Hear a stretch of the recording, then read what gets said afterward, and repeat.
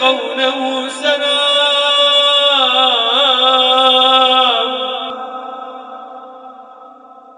الله جل في علاه يقول: يا أيها الذين آمنوا اذكروا الله ذكرا كثيرا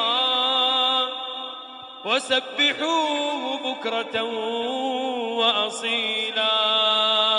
ماذا يحصل إذا طبقت هذه الآية؟ قال الله: هو الذي يصلي عليكم وملائكته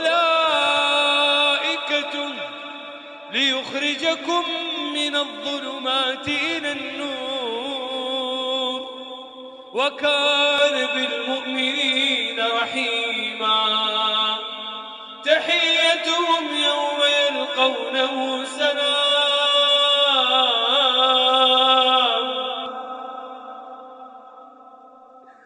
تحيتهم يوم يلقونه سلام وأعد لهم أجرا كريما. سؤال: أما اشتقت إلى الله؟ أما اشتقت إلى لقاء الله؟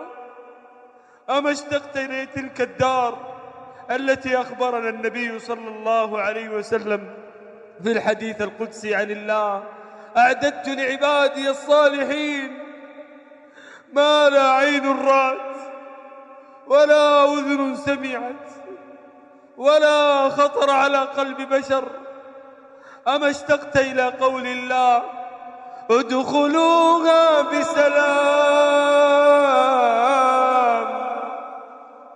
ادخلوها بسلام آمنين. تبارك الذي نزل الفرقان على عبده ليكون للعالمين نذيرا. الله أكبر.